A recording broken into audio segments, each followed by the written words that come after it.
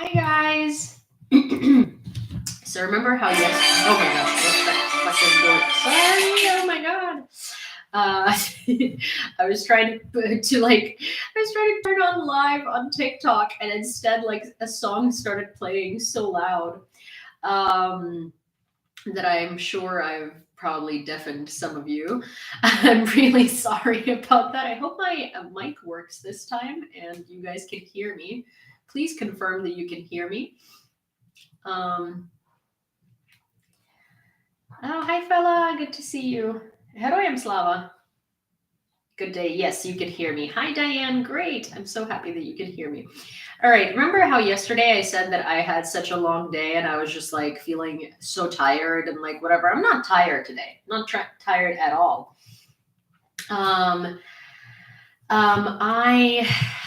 However, I had a day straight out of freaking hell today.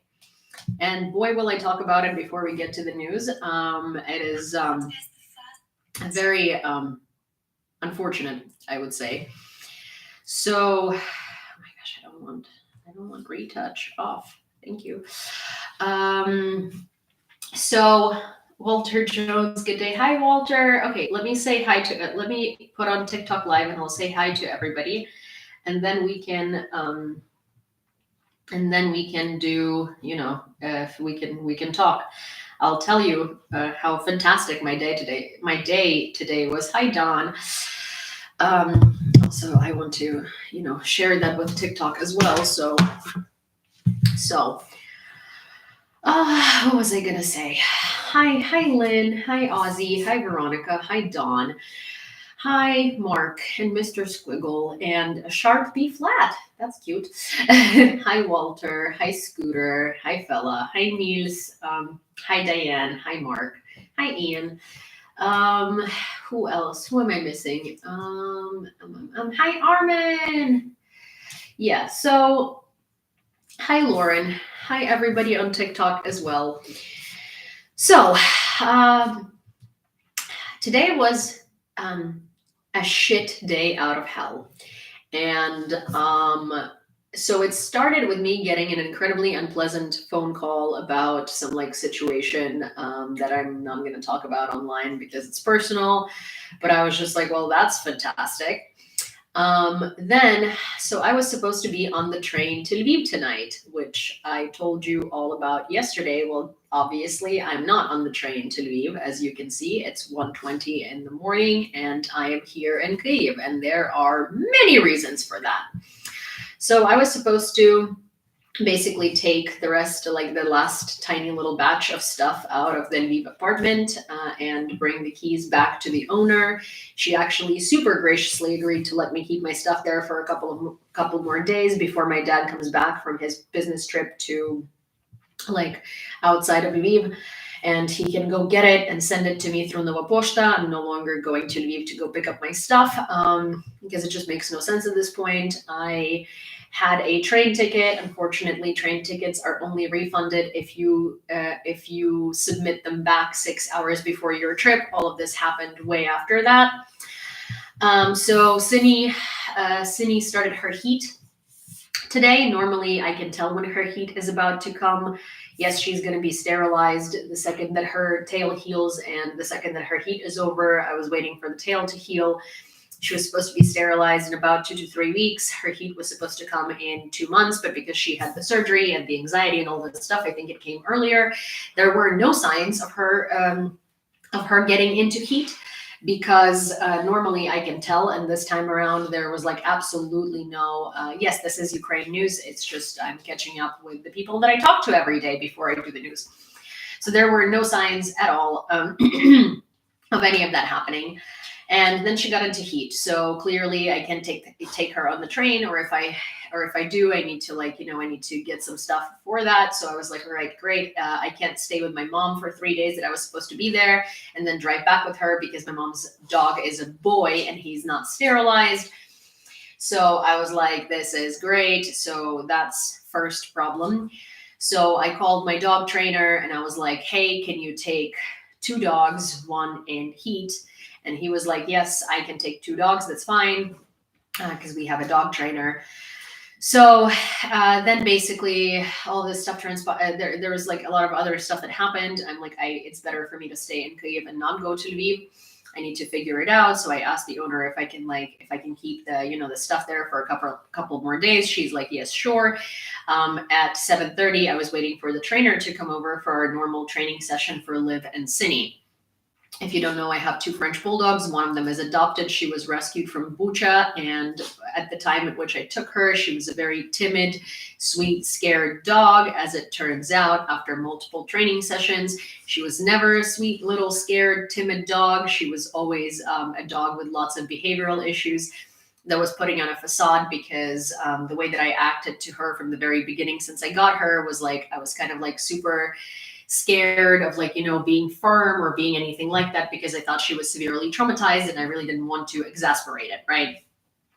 Or exacerbate it, sorry.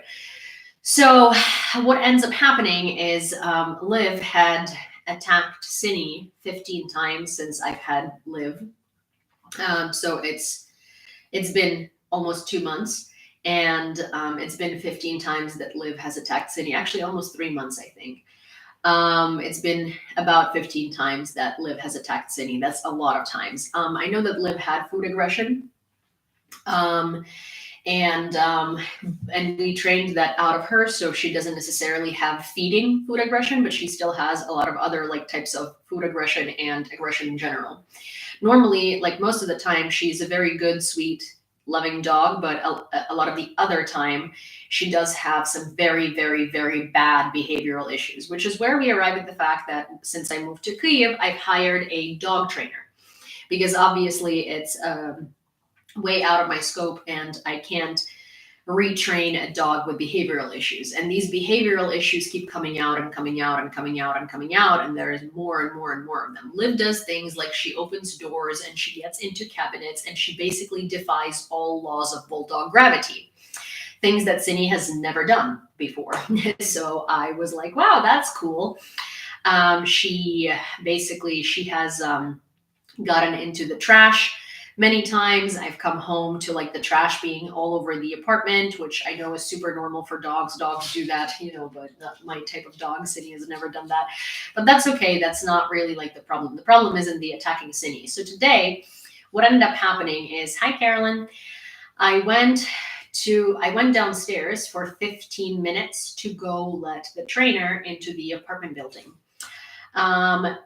So I was basically food shopping and stuff, and I have this 10 kilo dog food bag that I ordered a little while ago, and it came. So I brought the food bag into the apartment, and like, okay, I know that Liv is trouble, and I know that she gets into places, and I know that she does things sometimes, but this was like a heavy duty pet food bag. Like it was like a freaking 10 kilo pet food bag, and it's like in this quite like difficult to rip container. And so I was like, okay, well, I'm going to be gone for 10-15 minutes. It shouldn't be a problem. So fast forward, I go downstairs, I bring up the trainer, we walk in to Liv literally having Cine in like Cine was on her back and Liv was on top of her, and Liv had her was basically like attacking Cine like really hardcore. So what ended up happening is Liv broke into the 10 kilo food bag, and she ripped it open, ate a kilo of dog food in the 15 minutes that I was gone, and ended up throwing up all the dog food like all over my apartment. I'm assuming at the time at which Liv was throwing up dog food, Cine was like, oh, there is a container of dog food that's open. Let me go get some. So Cine came up to get some food, and so Liv attacked her because that was the food that she had found. So Cine's nose is was like severely torn. And her eye over here, like sort of her, like over her eye, she has a huge scar from the other day when Liv did something similar. Cine has a massive scar in her back. And Liv today went to stay in a doggy boot camp with the trainer for 4 days because at this point, we both think that our twice a week sessions are not enough, and that she would benefit from staying with the trainer for a couple of days, and then we were gonna renew our sessions, and we're gonna see basically how to move forward with it, because I mean, I can't have Liv attacking Cindy from time to time and just be like, oh, that's okay, right? It's not okay. And at the end of the day, at the end of the day, at the end of the day,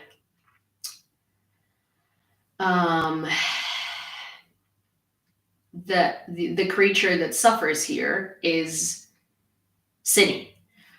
Also, I don't know what's going on with my live on TikTok, but I'm pretty sure it's glitching severely. So let me reboot it, because I don't see any comments from anyone. Literally no one is saying anything. It's just people joining and rejoining and rejoining and rejoining. So I'm going to reboot this because it doesn't seem right. But, so I'll do that again, right immediately. But so, yeah, so I don't, I am obviously not qualified to train out such behavioral issues. So I don't, I'm really hoping that we can come up with some sort of a strategy to fix this behavior, because, well, it's not conducive.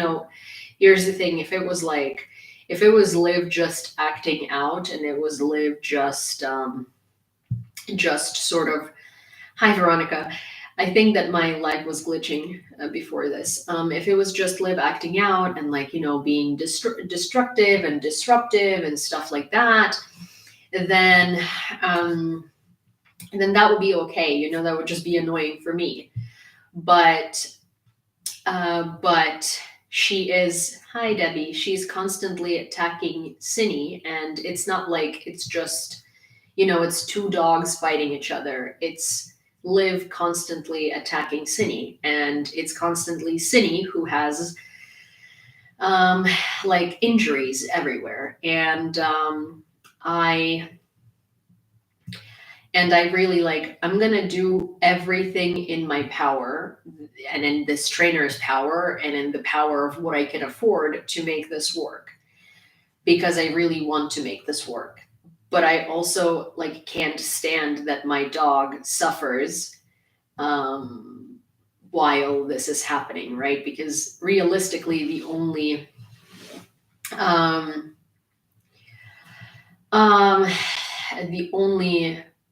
person, the only creature that suffers immensely through this is Cindy, and that's not right. Hi Christina, and hi Frost. So it's just been a very, very difficult day. I also, a water filter finally got installed in my apartment, which is great, but it's just it was a go day, and it was a lot. And so that's sort of that's the thing. And get a third bigger dog that keeps Liv in check? No, because that will just literally result in a much bigger dog fight. And also, I live in an apartment. That's not going to happen. But I will need to. I will see. I hope that the training sessions and boot camp will help. Because I do really love Liv, and she's a great dog, and her cute little face and everything. And I had a very serious conversation with the dog trainer today, and he's told me his opinion, and he's told me what he thinks. There aren't untrainable dogs, and you can obviously train her. It's gonna take a lot of work. And it's gonna take a lot of stuff, and I do need to think about a lot of the things that he said, and I do need to ultimately make a decision that's best for both of these dogs, right? But I'm not gonna give up, because I don't want to. So I'm going to do everything that I can do to make it work. On a more positive note, I will tell you a story of why I absolutely love Kyiv. So Wikipedia, the Azov Wikipedia, so Vlad, call sign Wikipedia from Mariupol, from Azovstal, who is my friend. You've seen him on this channel. You've also probably seen him on many more channels than this channel. He's fantastic. He's a good friend of mine. We've been trying to get together to like have some borscht, which is like a tradition at this point between the two of us.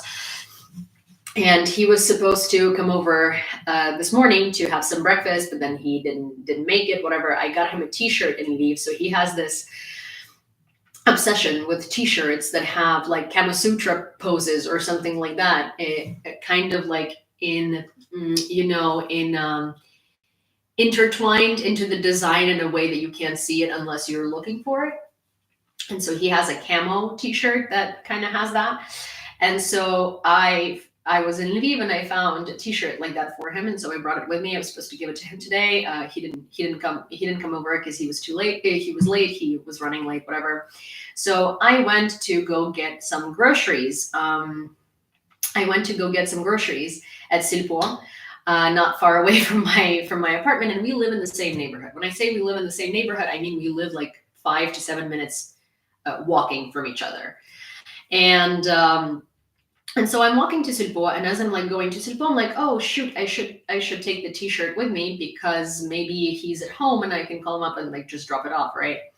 Then I obviously forget to do that because I'm dealing with all this dog drama and all this stuff. This was pre-Cine, this was pre-Live Attacking Cine, but this was post like a lot of just other random things today that were incredibly difficult. And when I realized that I cannot, I can't get my money back for the train ticket because I'll just have to let it burn because, it's less than 6 hours beforehand anyways. So, I kind of was like on the phone with my mom, with my dad, like I was trying to figure these things out. So hi Gord. So I absolutely like forgot. So I walk out and I'm like walking in my headphones and I walk by Vlad's apartment and I see a car and there is a guy with a bionic prosthetic coming out of the car. And I'm like, And, I'm not wearing my glasses, so it's like further away. And then I come closer to the car and I see that it is indeed Vlad. So I called him up. Or called him over and I was like, hello. And he literally like acted as if like it's not weird that he just saw me down here on the street, right? We haven't run into each other here yet. He does not, like he has my address. He hasn't been to my apartment. And he's just like, oh yeah, hi, how are you? Like, we're like talking and then this is like Vlad in a nutshell, right? He's such a like fun, kind of like positive, phenomenal person that just makes my day every single time. So he gets into like the boot of his car and he starts pulling out. He's like, oh, I found this soda, which is basically like Zhivchik, which is like this soda from like our childhood. And he's like, but it's like in a can. Here, take some. And then he's like, oh, and they have this candy. It's called nuts, literally, because they're shaped like nuts and they're just like these kind of it's like kind of a sandy dough cookie with like salted caramel stuffing, and so he's just like, oh, and I got these and these are like the best I've had, you should have them. And he literally like just gives them to me as he's talking and he's like, okay, so point me to the direction of where your apartment is. And I'm like, okay, it's right there. And then to the right. And he's like, oh, cool. So like literally 5 minutes away. He's like, great. So I'll see you in like a day or two. I gotta go now. And I'm standing in the middle of the street with like this can of like, I don't even know what it is. And this whole car, like it was like a little crate, like a tiny little like cardboard crate thing of these like cookies. And I'm just like, thanks. And so he left and I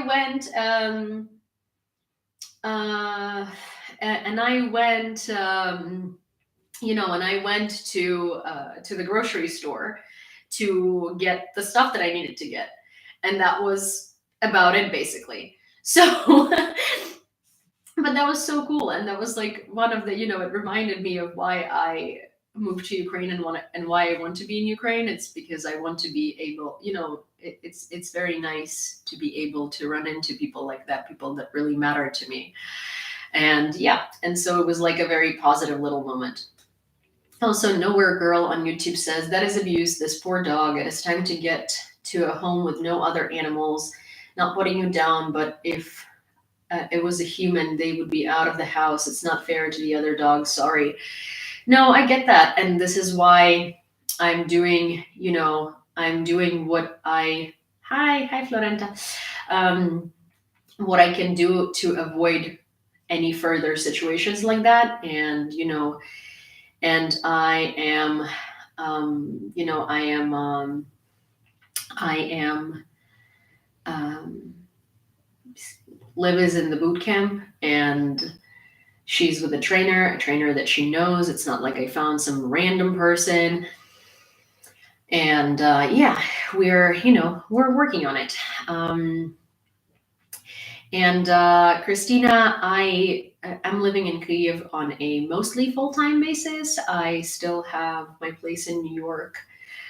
I can't necessarily fully move out of New York for various reasons, one of them being the green card, but I'm planning on being here most of the year.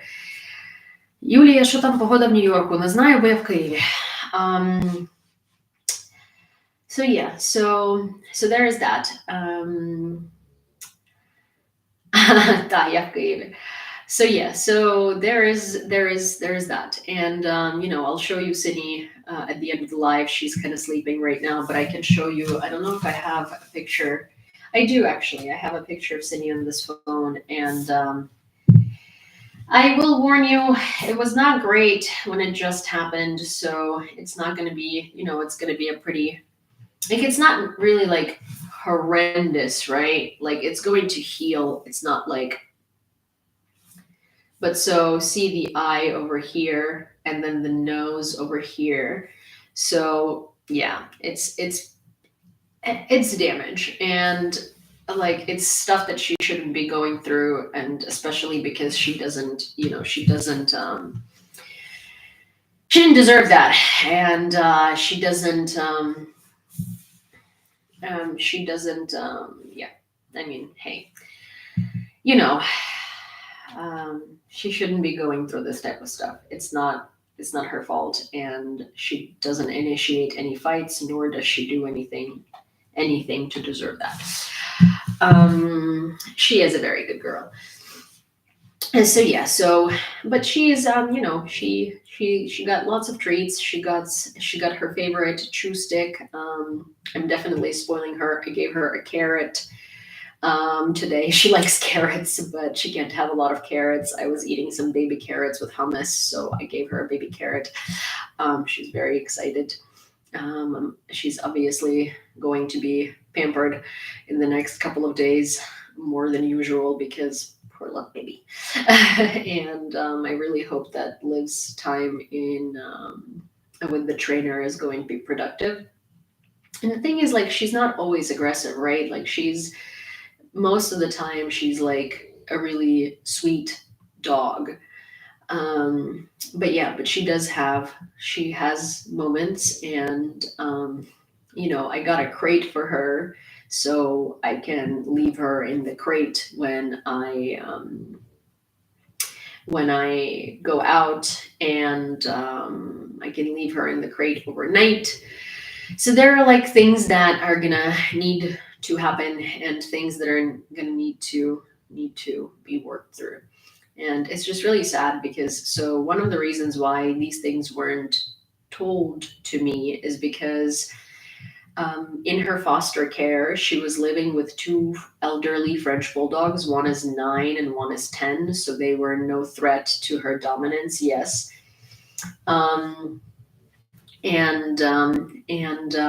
She kind of like ruled the house, and those dogs were not, they were scared of her, and they're elderly, and so they were kind of, they were not in her way, and so none of these things would have come out in that foster home. Also because they kind of like, the dogs had their own territory downstairs, and they didn't have to basically, they didn't have to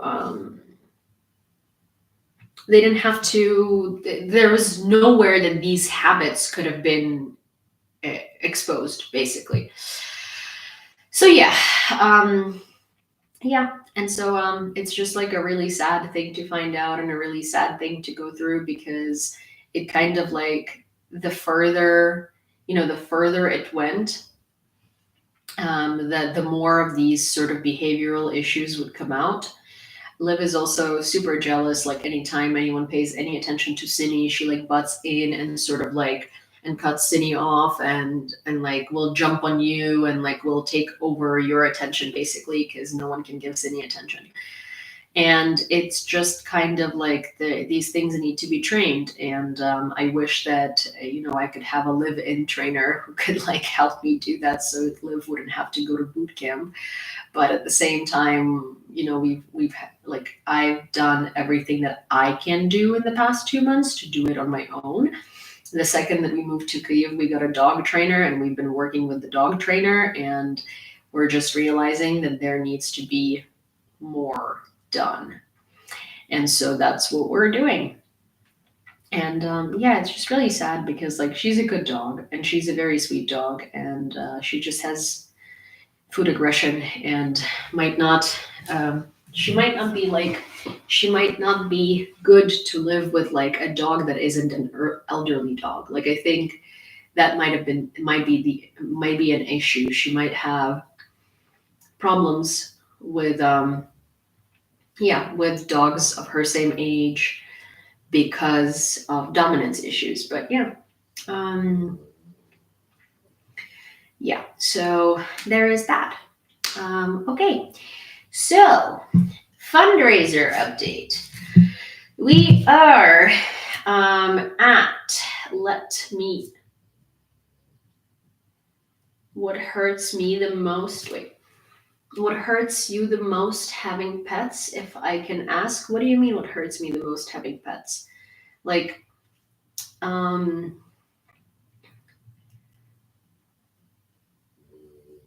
my gosh. Like, when they're not happy, it hurts me when they're not doing their best, and it hurts me, like, here's the thing, as a pet owner, right, as a human to pets, what I want to do is guarantee them the best life that I can give them, right? And so what hurts me as a pet owner is when any one of my pets is feeling distress, right? And distress that's preventable. And so things like that like happened today, where, Cindy was like suffering because of behavioral issues from Liv.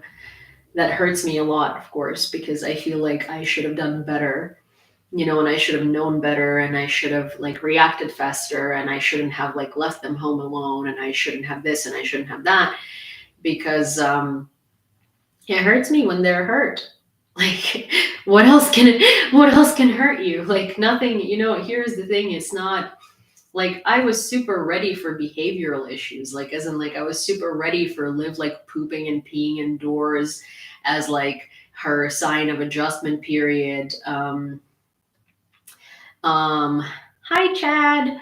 I was super ready for like her causing trouble, and her like having habits that are not the same as Cindy's. Like, Cindy is an angel. Like, she's never like chewed a shoe in her life, or like destroyed any furniture. She's just like a very easy dog, and I fully understand that most dogs are not like that.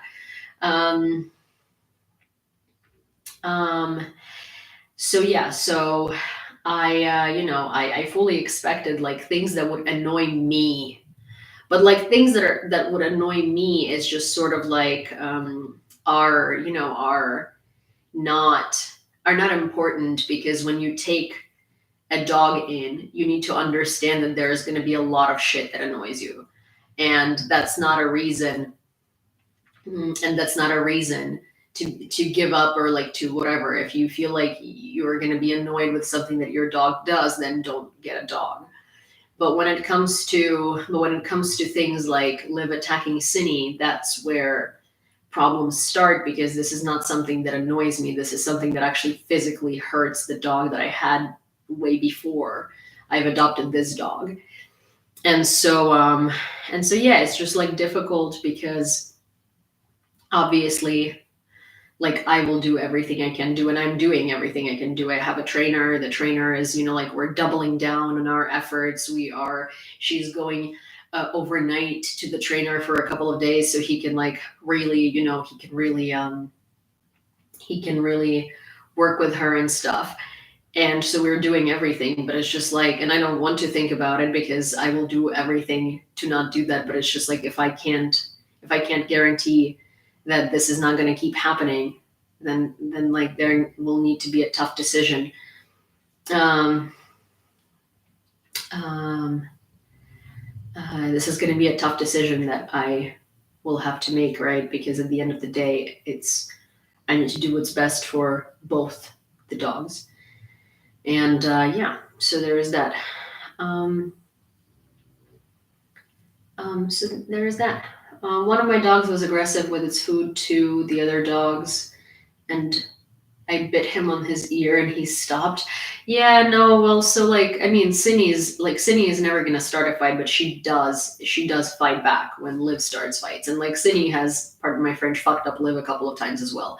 But, like, I mean, Liv would start it, but Cine would respond. And Cine is not like a prissy little dog. Like, she can hold her own. But at the same time, like, but it doesn't matter if Cine can hold her own. It still always ends up with Liv attacking her, and Cine, and either Cine or Liv, or both Cine and Liv, having, like, injuries, and that's just not okay.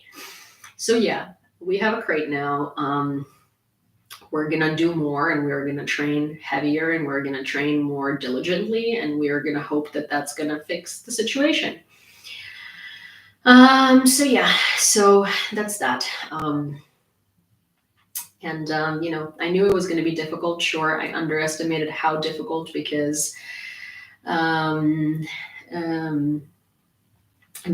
obviously these, like, moments were not known and were not communicated, because nothing, no one told me, and no one knew.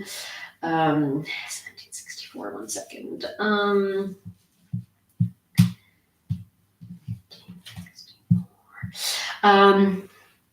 Yeah, so no one knew, and it wouldn't be yeah. Anyways, yeah. So there's that. Okay, I think we need to switch topic to the fundraiser and to news, because it just makes me sad, and I really hope that it's going to work. And I'm doing, like, everything that I can. That I can do to, like, make it work and fix it, and I will do everything, and I will continue doing everything. But it's just like, it's a really, like, it's a difficult thing, and it was a difficult day, and it was, like, a very emotional day, and a lot has happened. Also, one of the things that happened today, which relates to Ukraine and is part of the news, there is this news publication called Roka News. They are, like, a tech news startup. They've grown immensely during COVID. It's founded by 3 guys from New York, I believe. One of them is Max. I'm now blocked on Roka News, because Max posted a story about Mariupol. And in that story about Mariupol, and I will quote it, because I don't want to accidentally say something wrong. In that story about Mariupol, he talks about 2 people that he met on his trip to Ukraine in 2021, in which he spent a month riding around Ukraine and basically finding out more. So Roka News has 1.2 million followers on Instagram. So that's 1.2 million readers just on Instagram alone. They also have an app. They have a news site. They have a TikTok, I believe. So they have quite a few million people reading and watching them. And they just raised, I believe, 4.4 million for their publication. So anyways, Here's one of the screenshots in the slideshow of his story about these two people from Mariupol that he met in Ukraine in 2021. I met Natalia and Andrew in summer of 2021 while on Roka's first ever reporting trip, a journey across Ukraine, then in the 8th year of a civil war that had begun in 2014.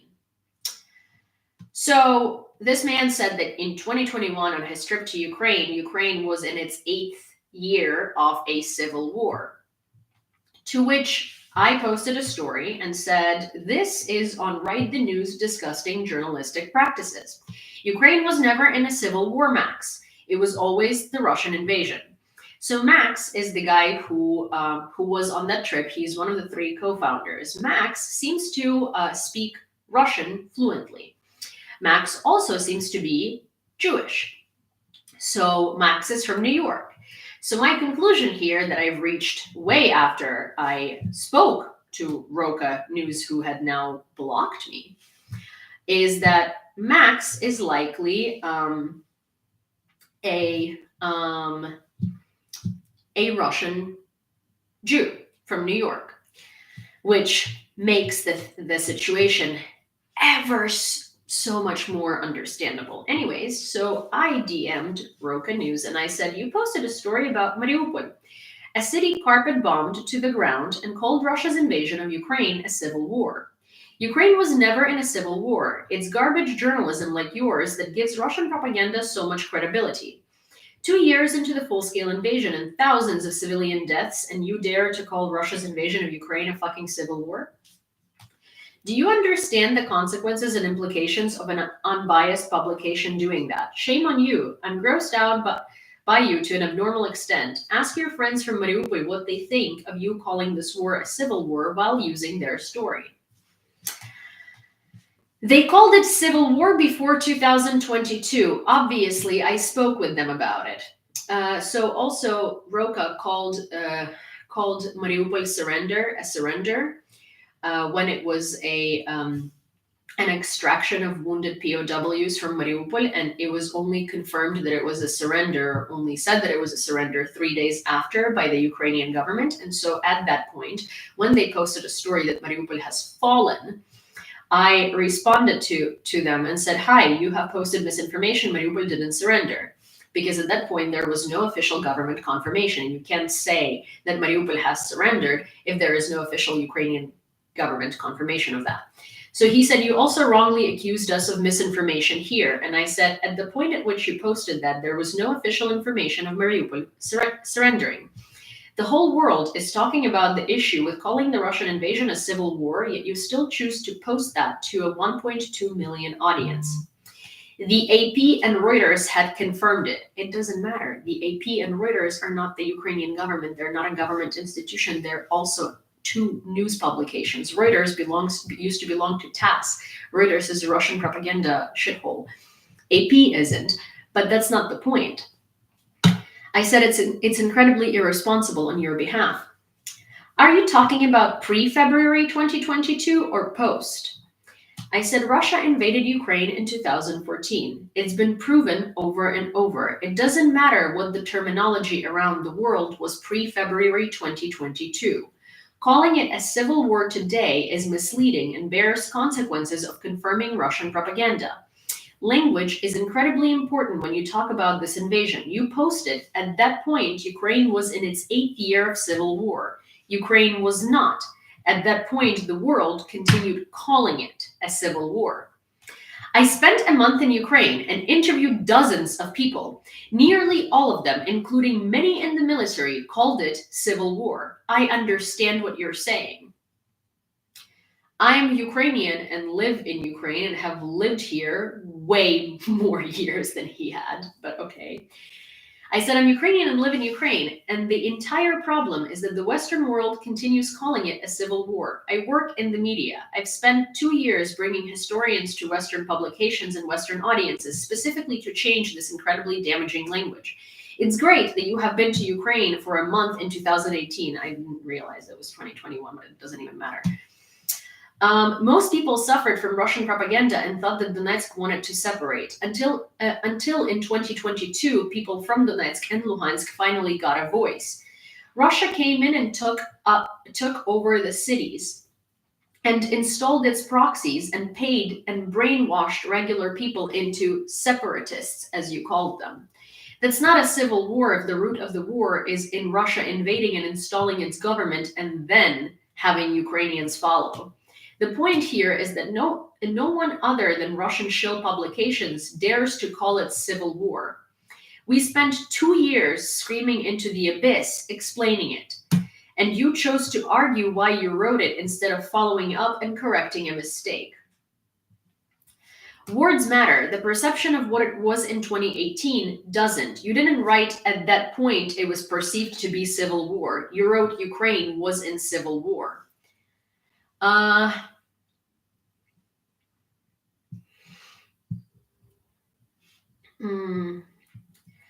You've conveniently called Ukrainian snipers, you've conveniently called those who were shooting at people Ukrainian snipers. The protest on Maidan was being violently disbanded under the orders of Yanukovych, who was under the orders of Putin.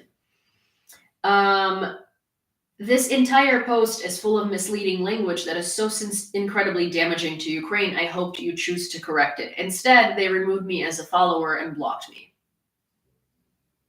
So the thing is, in order to see their publication, they're now private. And most of the comments there are civil war, coup of 2014, CIA-backed coup. So obviously the entire thing is just disgusting. And it just breeds comments and comments like that. And Ukrainians can't even comment because there are only a few that follow him or follow this outlet. And it's called, one second, Roca News, ROCA News. And I'm Right the News, I believe, is their handle on Instagram. So I don't know if they're on Twitter or other places. I don't think so. I think their main thing is Instagram and maybe YouTube, some TikTok. So yeah, you can't even say anything because yeah.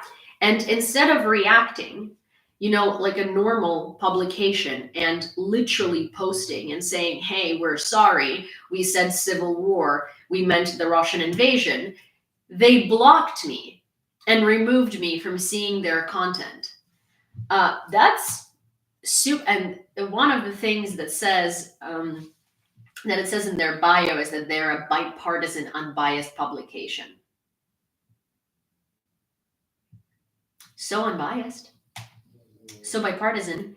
So this here is a funny thing. This man said that I've interviewed dozens of Ukrainians, and most of them called it civil war, even in the military. So he said most of them called it civil war, right? There are people from Donetsk, there are people from Luhansk, there are people from Crimea, there are people from all over Ukraine that follow me. And I have conducted a poll on Instagram asking people. So Max, one of the 3 co-founders, also the person who was talking to me on Roka's Instagram, speaks fluent Russian, it looks like, because in the previous exchange, he said that he had contacted these people and asked them about how they are after February 24th, 2022. And the conversation was in Russian. So, and it was like, fluent Russian, not like American person translating into Russian, no. So, safe to say he speaks Russian, right? So he would be talking to civilians and military in Russian. So I had asked if anyone of my followers at any point in their existence has referred to the Russia's invasion of Donbass as a civil war in Russian. So here are the results. 3 votes for yes, and it is one person who is not Ukrainian, and I specifically asked Ukrainians to answer, and 2 people who are Ukrainian. So 424 votes for no out of 1,322 people that have seen the story. So there are 427 votes in total, and I'm taking one off because I said you Ukrainians. So I asked Ukrainians to answer. Sorry, Frost, you don't count because it has to be Ukrainians. Ukrainians in Ukraine, who's lived in Ukraine. So yeah, I figured. But so basically, there are 426 votes, out of which 424 say no and 2 say yes.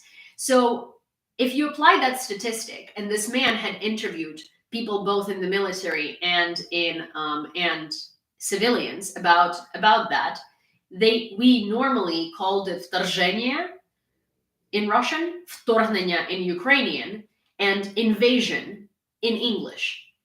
So there is zero chance that Ukrainians in Ukraine had told him that it was a civil war.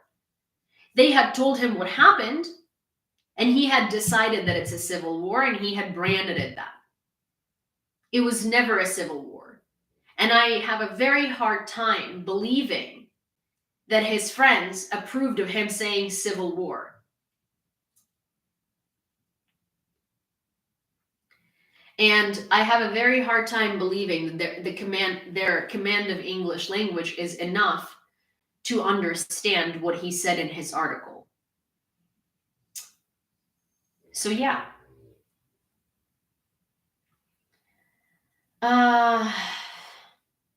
So yeah. That's quite upsetting. Also, I did check that all of the votes that voted no are Ukrainians.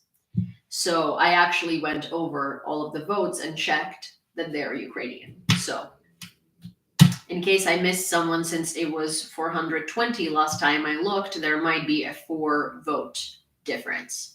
But in general, it's 420 votes no, 424, and 2 votes yes.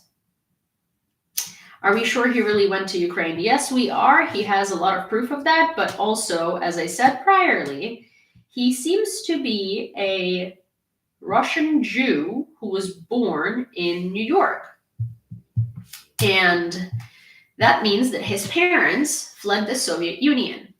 And that also means that he grew up in the New York Russian society. And that also means that because he speaks fluent Russian, that explains his views.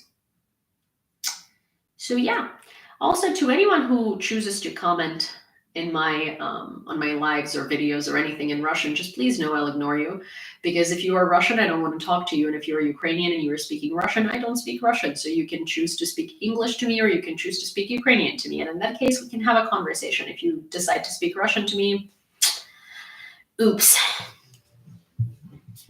Unfortunately, not my language, and I don't speak it. Anyways, so $9,717.64 is what we are at currently, unless I've missed something. But there was a donation that came in earlier during the live. I did not check the PayPal yet for overnight, because please do understand me that if I missed anything, it'll be added to the total by tomorrow. Please do understand that I've had a really long day today, and I was not able to, to sit down and look at anything really until now. And I just saw what was coming in during the live. I put it here. So $9,717.64 is what we're at for the fundraiser for Third Separate Assault.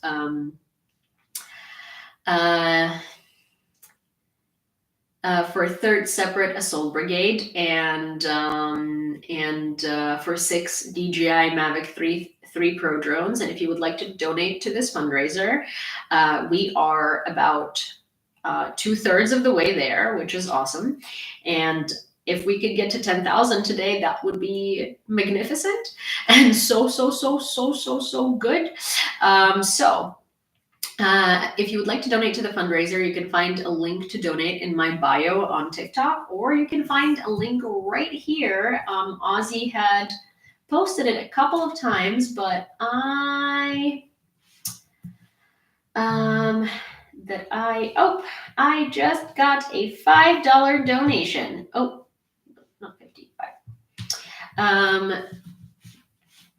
So let me just find the link so I can pin it on YouTube so you can easily find it. I don't know why I can't find it anymore out there. No, this is Discord. Fundraiser. There we have it. It's pinned on YouTube now in the pinned message, so you can go there if you'd like to donate. If you would like to donate through on TikTok, then you can go to my link in bio, or you can ask one of the mods for the link. It's beacons.ai/fundraiser, and there's PayPal, Venmo, Revolut, and Monobank there. Also, Armin has his quote of the day up, I think.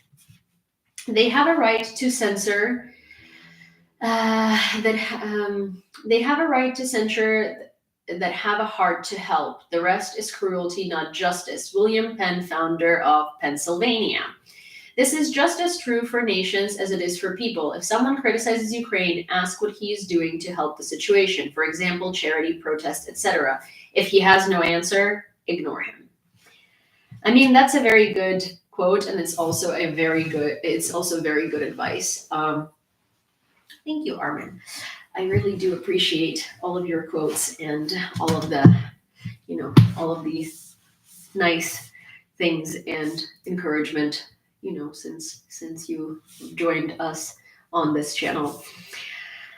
But yeah, so that's sort of that's kind of the situation that happened today that really upset me, because clearly the ego of this man is so much more important to him, because he's been to Ukraine for 1 month and he knows everything, and he's interviewed dozens of people and they've told him everything. And the fact that a Ukrainian reached out to him, and also the few Ukrainians that were in his comments, in the comments of Roka. So it's a private page on Instagram, so you have to follow them to be able to see the news. And I think that's a recent update. So it's funny because the few Ukrainians that are in the comments that did say something literally said, it's not a civil war. Please stop calling it a civil war. And the reason why I went in guns blazing is because I saw that every single time someone would say that, no one reacted. And also last time that I had said, please stop posting disinformation, when when they've talked about capture of Mariupol or surrender of Mariupol, when that wasn't confirmed yet and wouldn't be confirmed for the next 2 days by the Ukrainian government. It was speculation by the media. It did turn out to be true, but it was not confirmed by the government. They didn't answer. And the only reason that they probably answered now is because I posted it on my story, and I assume a lot of people started DMing him. So that's the only reason why they reacted. And it's funny because I posted our exchange for the public to see, and the man literally blocked me. And I didn't even say anything like horrendous. I mean, I did say fucking civil war once, and that's about it. And he stopped responding to me after he said that he had been to Ukraine for a month, and I said that I'm Ukrainian in Ukraine.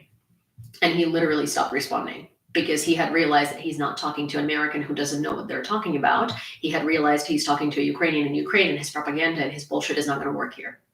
And his justification is not going to work here. So, yeah.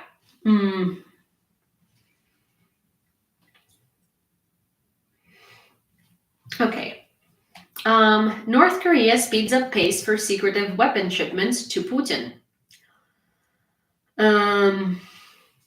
South Korea estimates that North Korea has sent about 6,700 containers to Russia, which can hold about 3,152 shells.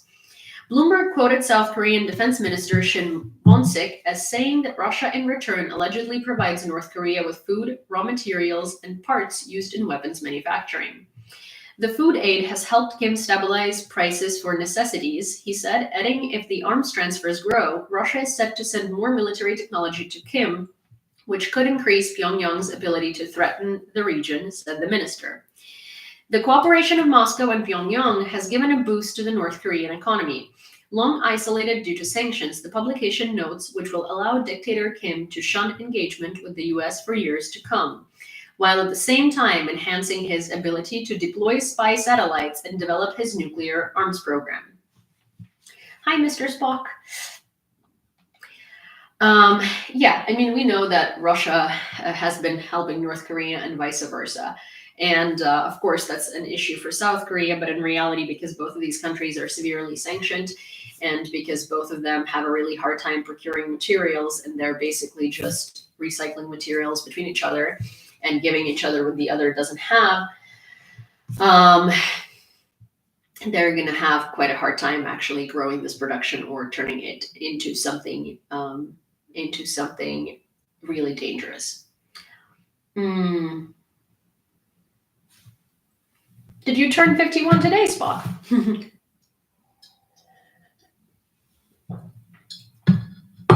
So yeah, there's that. LP singer's concert canceled in Lithuania due to a video in a hoodie with the Russian flag. I'm sure you might have seen it, so I actually don't know who she is or who they are. So this is LP, it's a singer, and they have received a hoodie from their Russian fans that literally has the tricolor flag and says Russia official. And in the back, it has Russian cities.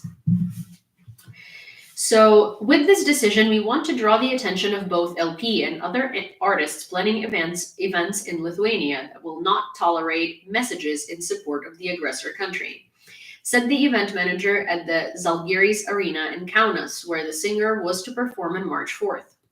The day before, the American singer LP posted a video thanking her Russian fans for the hoodie with the Russian flag. Later, the artist deleted the video and recorded a new one in which she said she was proud of her fans around the world. The singer added that she supports Ukrainian refugees, knows how many of them are in the Baltic countries, and is looking forward to meeting them at her performances. Yet, she chooses to pose in a hoodie with a Russian flag, understanding. You know, I find it so funny when these cultural figures are like, I'm just supporting of my fans around the world. Well, you should understand how incredibly disrespectful and inappropriate it is to wear a hoodie that says Russia official and has a Russian flag on it during Russia committing a genocide in Ukraine. It doesn't matter what you think of your fans worldwide. This is incredibly inappropriate, and your performance had been canceled and you have no Ukrainian fans anymore because you did that. Because you need to understand what is appropriate and what isn't, and that is incredibly inappropriate.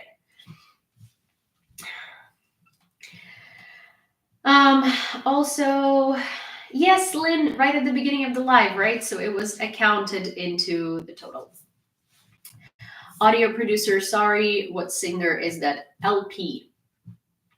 Prime Minister of Hungary, Viktor Orbán, stated during a press conference following a meeting in Prague with his counterparts from Poland, Slovakia, and the Czech Republic that Hungary harbors reservations about sharing a border with Russia.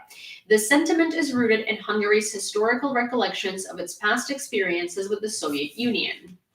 Orbán emphasized that one of the Hungary's fundamental principles regarding national security is to maintain an entity situated between Russia and Hungary to the east.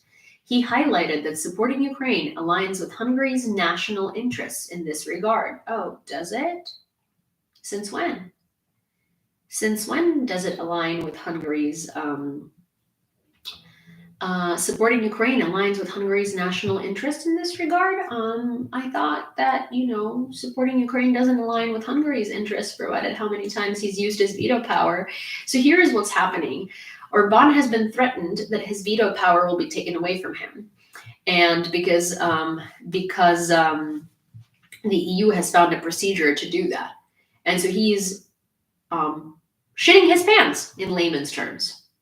So now he's going to be very pro-Ukrainian for a while because he wants the EU to forget about taking away his rights and privileges and basically punishing him for being a Russian collaborator. So now he's going to be singing a very different song. Please do not trust it, and please do not believe it. He's still the same shitty fascist who is a dictator in Hungary, who keeps holding on to power and who absolutely despises Ukraine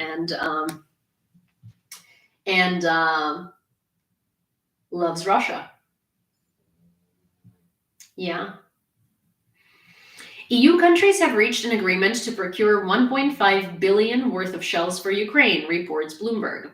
Recognizing the challenge of swiftly meeting Ukraine's ammunition needs, EU members decided during a meeting in Paris to acquire supplies from alternative manufacturers. Even French President Emmanuel Macron, who had previously advocated for using EU funds solely for purchase from European factories, endorsed the Czech proposal.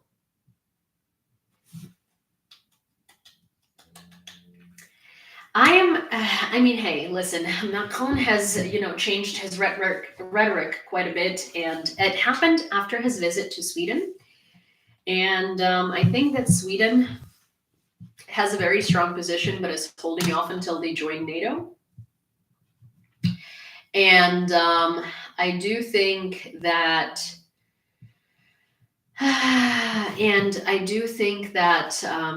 maybe that influenced him a little bit. He also must have gotten some intel. He must have gotten some intel on his trip to the Baltics, because his narrative has changed drastically once he came back from the Baltics. And Sweden told its residents, Sweden now is Hungary approved it, yes, but listen, it's going to take a while for them to integrate, right? But the flag hasn't been raised yet, I don't think. So they need to wait for all of their for all the proper procedures.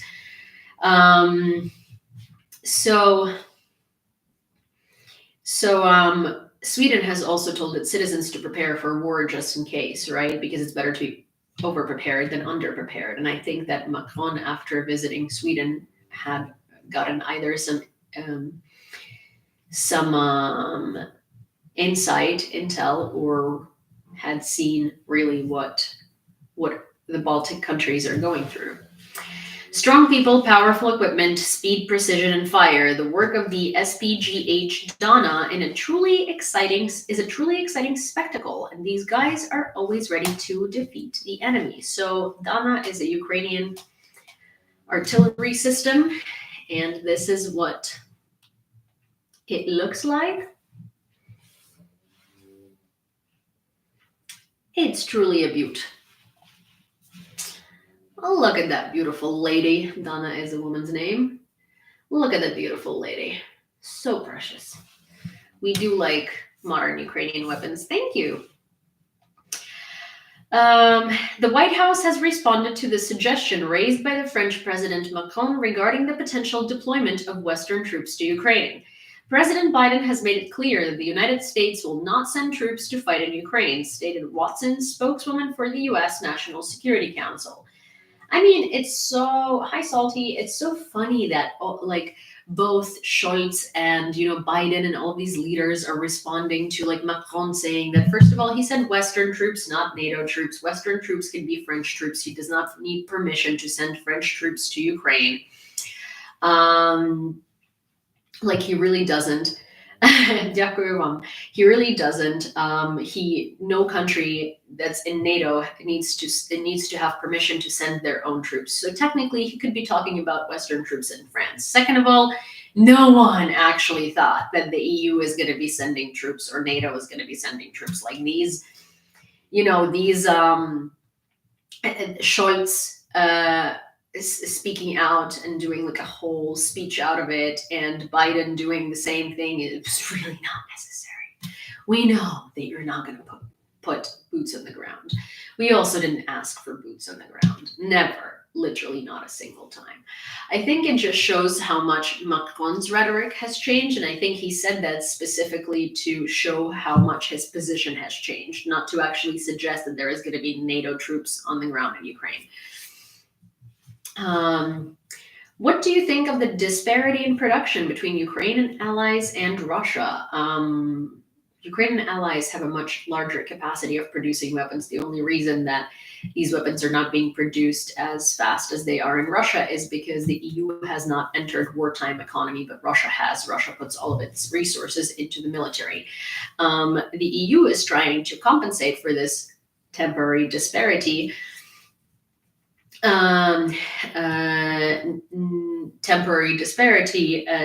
are now going to be buying shells, not only from the EU. So they're going to be buying shells and ammo that's already ready from other countries. So, they're working on it.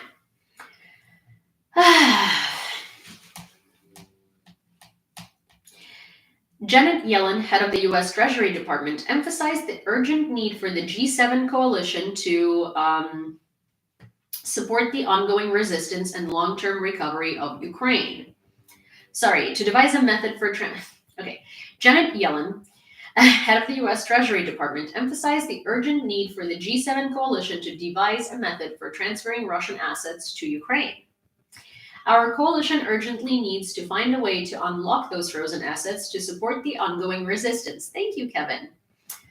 And long-term recovery of Ukraine, Yellen asserted. And also, welcome. Zelensky arrived in Albania late on Tuesday evening ahead of the summit with the Western Balkan states. The head of the Foreign Ministry of Albania, Igli Hassani, described the arrival of the Ukrainian leader as a key moment for the strengthening of bilateral ties and solidarity with Ukraine in its heroic struggle against Russian aggression. No, that's a very nice way to put it.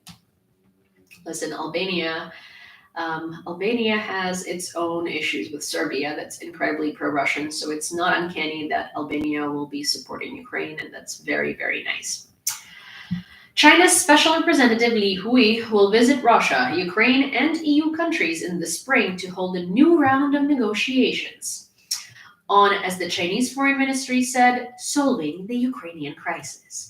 Well, there are no negotiations that are going to solve anything so long as you keep calling it the Ukrainian crisis. I really hope that this man just stops calling it the Ukrainian crisis. Okay. Moving on.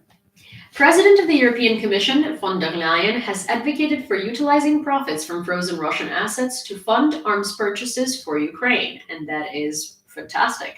And that's what should be done, because right now frozen Russian assets are supposed to go for rebuilding of Ukraine and humanitarian causes, but these assets should be going into military causes so Ukraine can defeat Russia, because Russia has cost Ukraine billions of dollars in infrastructure and has been ruining Ukrainian homes, and it shouldn't be. What's the point of rebuilding if we cannot defend ourselves?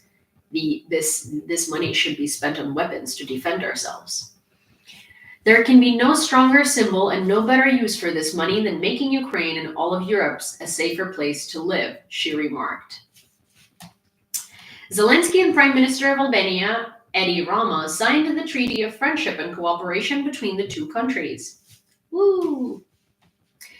According to the Financial Times, Russia is prepared to utilize nuclear weapons early in a conflict with major global power, or if it suffers a loss of 20% of its submarines.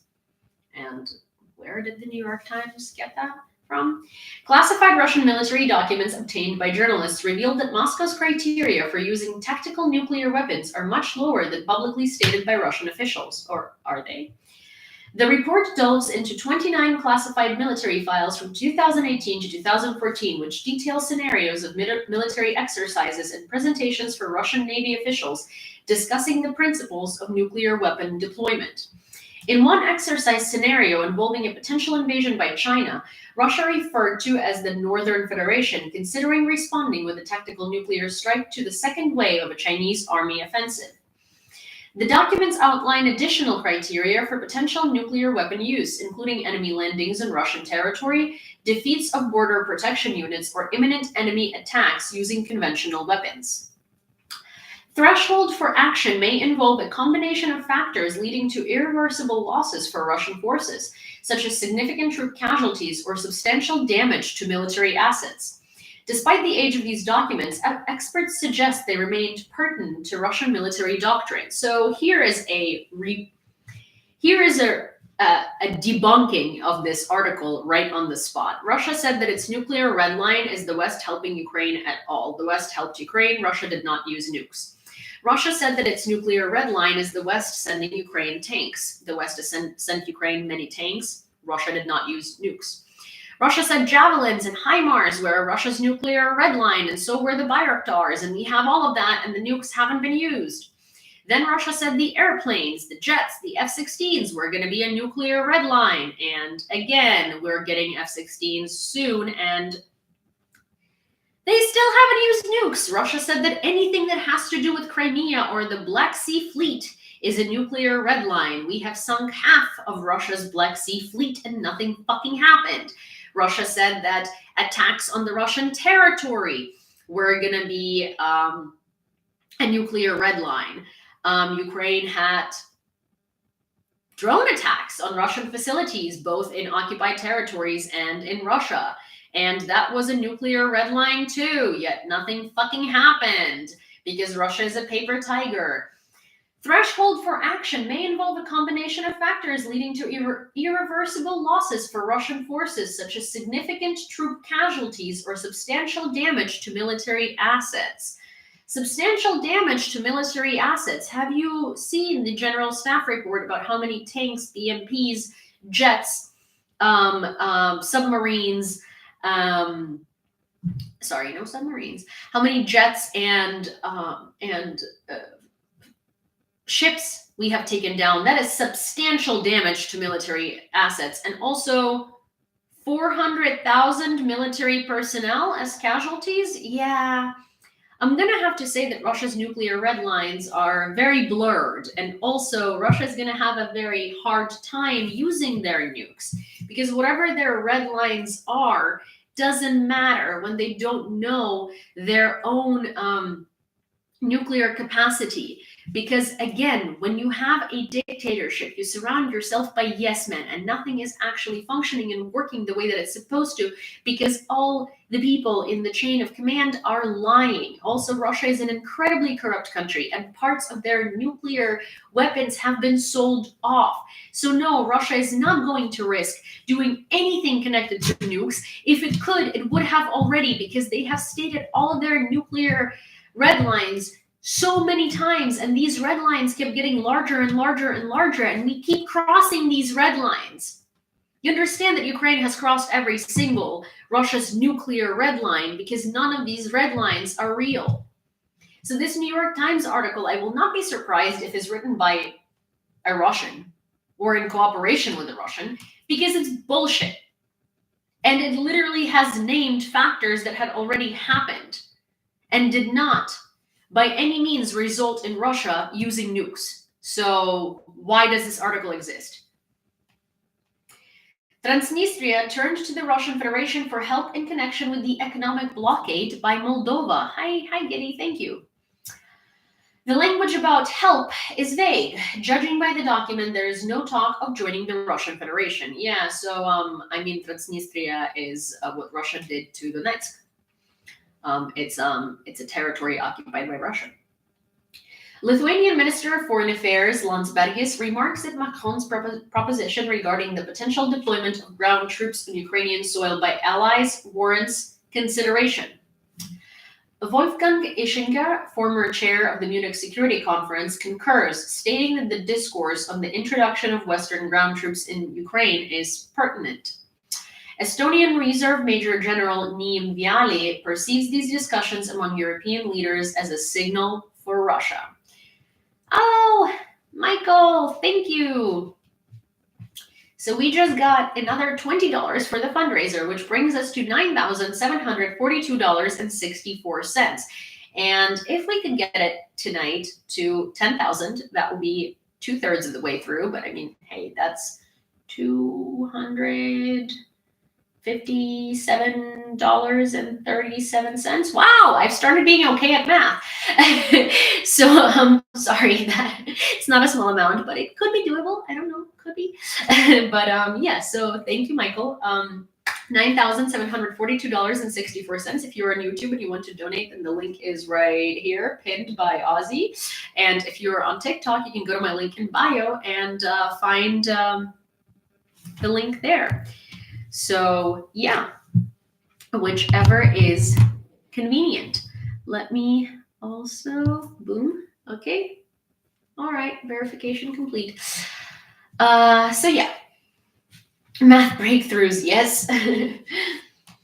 The Congress of Deputies in the unrecognized Transnistria has issued an appeal to Russia expressing concern over perceived pressure from Moldova and alleging an economic war initiated by Chisinau.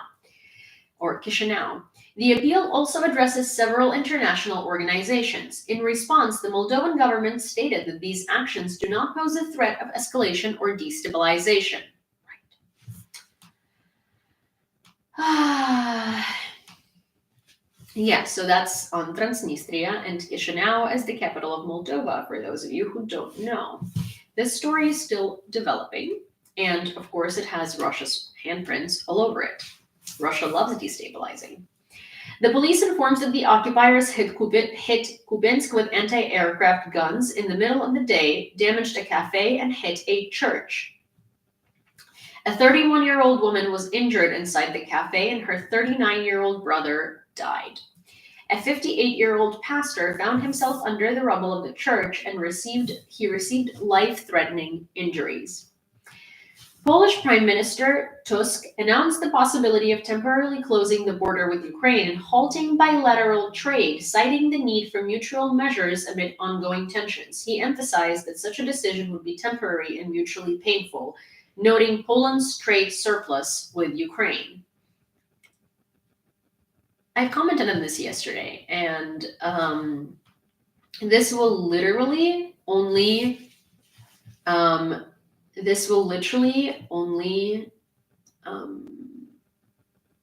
hurt Ukraine, and this will only hurt the war effort, because weapons and military aid and humanitarian aid and defense aid is not going to get through to Ukraine, and you cannot do that. Like, I really hope that the EU influences, and the EU has influence on it, and that the EU sets this man straight, and whatever Polish people are doing, well, not people, the Polish government is doing at the moment, and the Russia-backed Polish protesters are doing at the moment, I really do hope that Europe sets them straight. Taras Vysotsky, Deputy Minister of Agrarian Policy and Food of Ukraine, asserts that damages resulting from the spillage of Ukrainian grain in Poland should be compensated by the responsible party. Yeah, they should. Addressing at least 4 incidents of Ukrainian agricultural products deteriorating in Poland, including 180 tons of corn destined for Morocco, Vysotsky emphasized the necessity for compensation. He stated, "The one who caused the damages must compensate them. This can be decided by the court results or voluntarily. We hope for the shortest possible time to bring the case to court. Justice and full compensation for the damages by those who caused them." Vysotsky further noted that Ukraine possesses evidence indicating that criminal proceedings have been initiated in Poland regarding cases where individuals dispersed Ukrainian grain. Also, Ukrainian journalists have been arrested in Poland at the border of Poland and Belarus for trying to film an investigation into Polish trade with Belarus.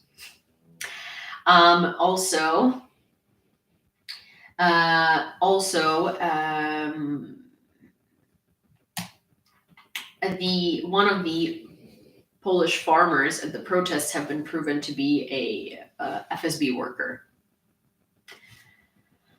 Polish Prime Minister Donald Tusk rebuked his Slovak counterpart Robert Fico at the Visegrad 4 meeting in Prague following Fico's criticism of military aid to Ukraine, according to Bloomberg.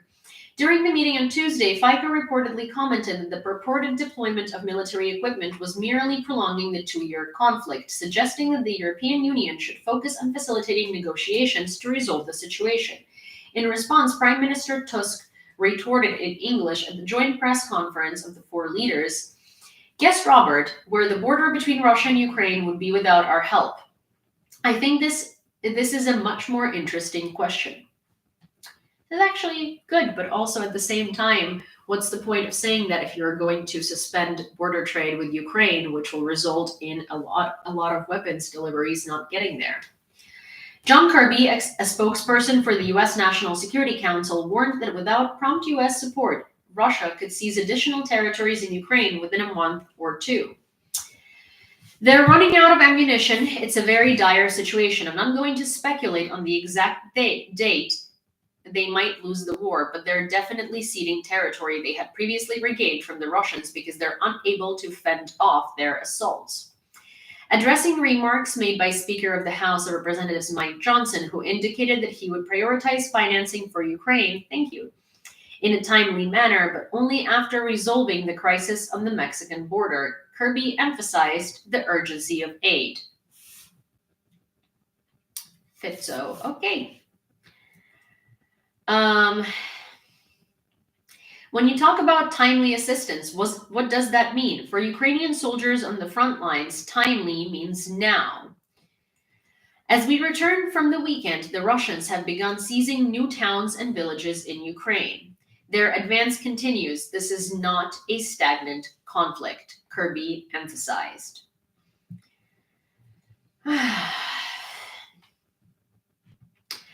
Forbes suggests that the recent success of the Ukrainian armed forces in shooting down Russian aircraft may be attributed to the deployment of Patriot and NASAMS missiles, as well as exploiting blind spots created by the loss of A-50 aircraft. Wait, who? Who is? The article speculates that certain Patriot installations may be strategically positioned to ambush aircraft. Hi, Owen. Yes, it's true because Ukraine has actually been moving them around and luring the AWACS out as special missions in order to take them down. So, yes and no. Budanov warns that if the Russian Federation doesn't face internal challenges, the events of February 24th, 2022 may recur. He stresses the urgency of establishing a new framework for international security, highlighting Ukraine's objectives. Thank you. He emphasized the need to not only secure access to its 1991 borders, but also to foster internal instability within the Russian Federation. Budanov advocates for proactive measures, including strategic thinking, diplomatic efforts, intelligence operations, and military strength to support this goal. He underscores that failure to act decisively could result in a repetition of the events of February 24th, 2022 at regular intervals. So that's what he means, is that Russia is going to conduct more and more attacks, and Russia is going to continuously keep sending their military on these operations, and they're going to continue trying to seize Kyiv, and they're going to continue trying to do all of these things because that's just what they do. And you can't just easily turn hi Ohio. You can't just easily you can just assume that you can let Russia have what Russia wants, or not arm Ukraine and let Ukraine dwindle. And Russia is just going to be like, oh, okay, cool. No, Russia's not going to just get the territories that they got now and stop. Russia is going to continue pushing because Russia is an empire. So, gentle reminder, $9,742.64. Have not gotten any donations since the last time I've mentioned it. If you would like to donate to the fundraiser, please go to my link in bio, or Grumpy is going to probably post it somewhere in the comments on TikTok right now. So it's in my link in bio on TikTok. And it is also pinned right here on YouTube. So if you would like to donate to the fundraiser, $1 matters, $5 matter, $10 matter, $20 matter. Of course, it'd be great to get to 10,000, which would be a little over $250. But if not, then it would be great to get to $9,800, which is 57 somewhat dollars. Okay. Ukraine has secured a financial boost of $760 million from Japan and Norway. Oh, a $5 donation. Thank you, Dave. We are at $9,747.64. Wait. 9,700. Sorry. One sec. What did I just say? 9,000. I can rewind, but 9,754 and 60 something cents. $52. $9,752. $9,752.64. There we have it. Drones, yes. Ukraine has secured a financial boost of $760 million from Japan and Norway. Yes, it's $9,700, but it's been like months that we've been working on this. The Ministry of Finance of Ukraine has confirmed these funds will be allocated to alleviate non-security and defense-related expenses of the state budget. Specifically, the funds will contribute to various essential areas such as pension payments, salaries for employees of the state emergency service, and remuneration of teachers. Sorry. So all of these are going for humanitarian causes, which is understandable with Japan and Norway. LP apologized to Ukrainians for the video where they thanked the fans of the Russian Federation for the hoodie with the Russian flag on it. Earlier, the singer's performance in Lithuania was canceled because of this. Due to criticism on social networks, they later deleted the post. So here it is. I want to apologize to my Ukrainian friends and fans who rightfully were offended and hurt by my thoughtless post on Instagram the other day, where I thanked some Russian fans for making me a hoodie that had my logo and the Russian flag on it. I deeply regret being so insensitive. It was a bad mistake. I'm so sorry. And I want to make it clear that I love and support Ukraine. I always have, always will. And I know that as we come up on this 2-year mark of this invasion, this war, that Ukraine needs support more than ever. And my message has always been one of love and support for Ukraine. Please accept. Yeah, okay. So your concert got canceled and you decided that you need to apologize now. So there is a donation of $9.04, and then there was a donation of $7.77, I believe. So that will be $9,769.45. Yeah. It's not how it works. You know, when people criticize you and when your show gets canceled, only then do you apologize.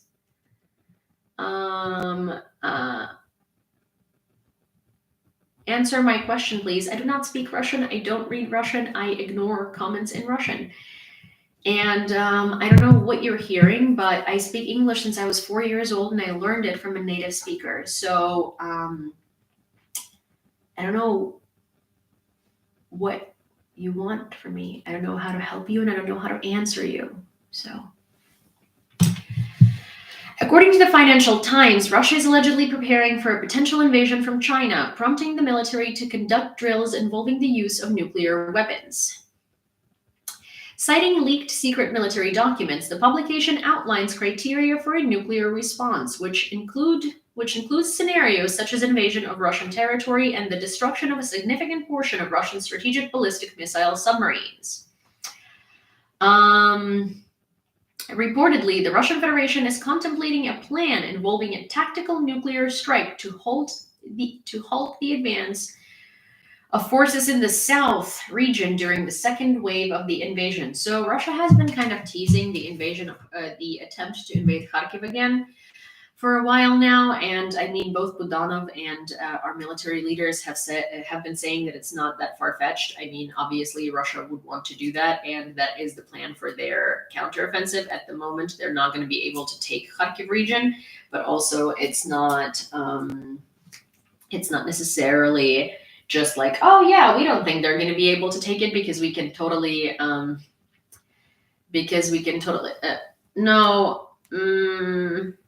No. Grumpy, he said Oditko in Ukrainian, and that wasn't anything bad.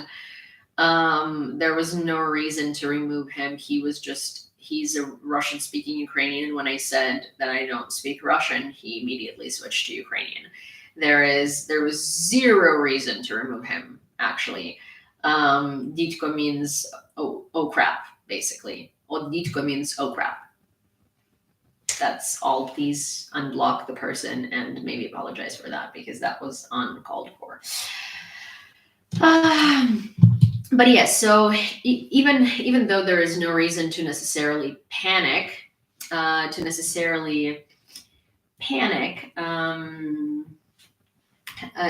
it's still not a good idea to just be like, oh, they can't take it. Of course, we need more support, and of course, we need to make sure that we guarantee that Russia's plans to invade Kharkiv are not going to come to fruition. The Netherlands has placed an order for 9 DITA self-propelled artillery systems from the Czech Republic for delivery to Ukraine, as announced by the press service of the Ministry of Defense of the Netherlands. I will also just say that unless Kat is not on that live, if someone is speaking Russian and they're Ukrainian and they're not saying anything super offensive and they're not like obviously a troll, let Kat deal with it. Because like some of the particularities of the language and some of the like, you know, some of the like things and expressions, they just don't translate. So yeah, so maybe don't do that, Grumpy. You know, maybe don't do that.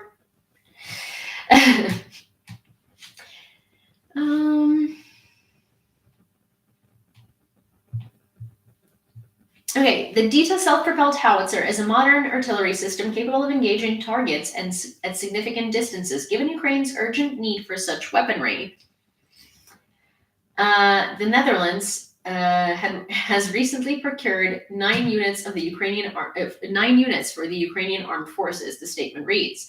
These artillery systems are part of a larger order placed by the Netherlands for Ukraine, with supply facilitated by 2 Czech arms manufacturers. Currently, discussions are underway between the countries regarding the transfer of additional military assets to Ukraine. Oh, Stephanie, thank you. I think my brain is mush. But also, we have gotten through all of the updates today, and I hope that we did talk about enough important stuff. The fundraiser is and I might have missed this the donations that came overnight yesterday, if any did. And if they did, then I'm going to add them up by tomorrow's live. If you didn't know what kind of a day I had today, one of my dogs is in doggy boot camp because she tried to kill my other dog. So, I had quite a day. I was supposed to be traveling tonight. I am obviously not traveling. I'm supposed to be going to Lviv. I'm obviously not. So yeah, there was a lot going on.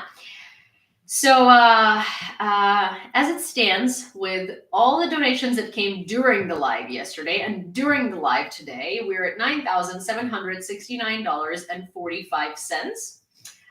If there is anything that I did miss during the night last night, then it's going to be added to the total at the beginning of the live tomorrow. Thank you, Stephanie. Let me go get Cindy. She does look quite, I will show you. She's okay. She's fine. She's okay. But she did get a little banged up. So give me 1 second. Sinwana, come here. Come here, Baba. Come here, Baba. How are you doing? Come here. I know. I feel for you. I feel exactly the same way. I definitely don't have as much of like an injury as you do, but I got banged up too. I have like a little, because I can't have Cindy. I need to wrap you in a blankie because you're also in heat.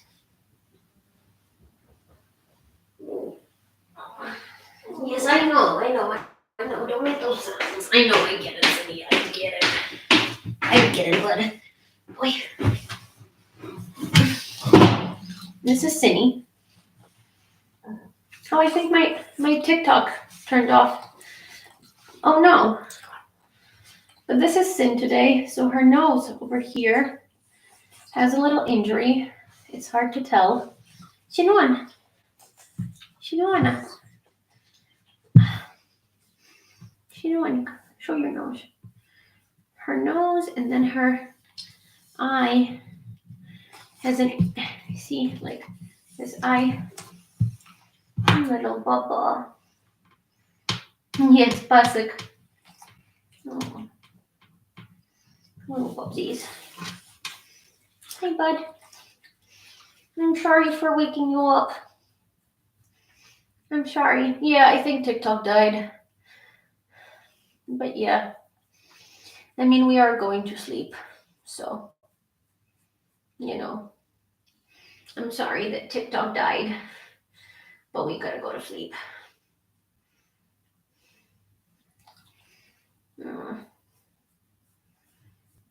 Sure, this is Shinona. Baba. Oh, I need to put some more ointment on your nose. I'm sorry, bud. I'm sorry. I know. But there is like a blood bubble on it. A blood bubble. Sabaka Barabaka, yes. That's literally what I call her. I call her Sabaka Barabaka all the time. All right, bud? All right, bud. Little Baba. Oh, little Baba. Look at her. Hello. What's up, Baba? What word? Baba? You hate the word Baba? Sorry. Sorry, Grumpy. She is my Baba. She's my Baba. Okay. Yes. How are you doing, little one? You are milking the situation so much. See, the funny thing about Cindy, one of the greatest gifts we receive from dogs is the tenderness they evoke in us. Yeah, I agree, Armin. But the thing about Cindy is that this girl, knows exactly how to wrap me around her little paw. And every time something happens to her, every time she is in any way injured, every time she feels in any way upset or like hurt or anything, she's just like, this human is about to dance around me in every which way possible. And she milks it. And she's right, I will dance around her because I'm like, oh, you poor little gremlin. So today she's already had her favorite treat. She had a carrot, and she has her favorite chew stick. So yeah.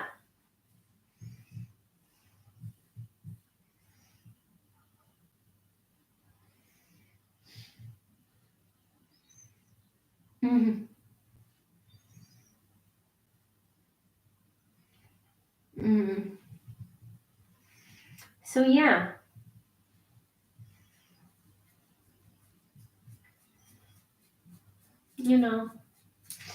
This is going to be quite a. Do you see the little blood bubble on her nose? Sinon. TikTok no video. Yeah, TikTok died. And I don't know. My phone was charged, but I think my phone overheated. So and I can't plug it in because I only realized after I had picked up Cindy. Treat. Yes, you did. She knows the word. She knows the word treat. She knows the word FOOD. Baba. Oh. So yeah. Why do I find this part so relaxing? I think because we all do. I think it's just so nice to like sit here and kind of pet Cindy and relax a little bit. I think we all deserve some Cindy love. You see the little blood bubble? The little blood bubble. I'm gonna have to put some more chlorhexidine on your nose. Oh.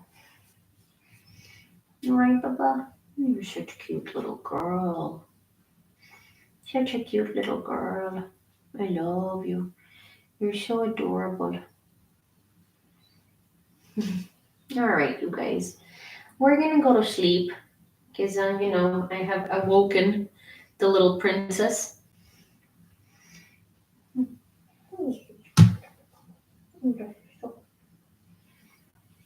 Oh. And I will see you guys tomorrow, okay? Right, Cindy?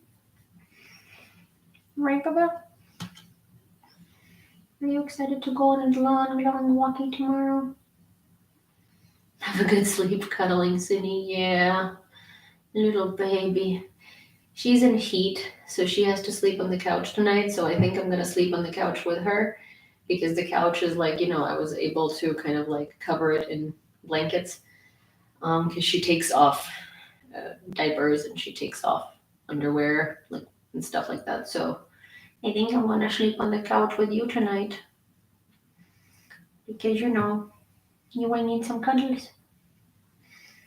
And you can't sleep in bed because then I can't wash my bedding. She's a strong, independent woman. Yes, she is. Okay, good night, guys. Good night. See you tomorrow.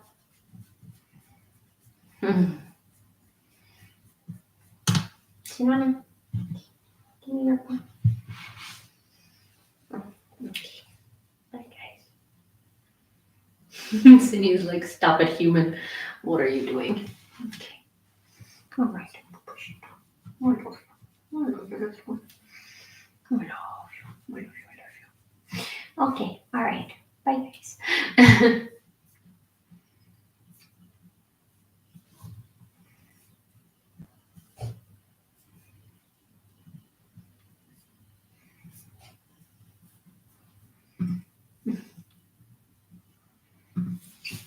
Good job.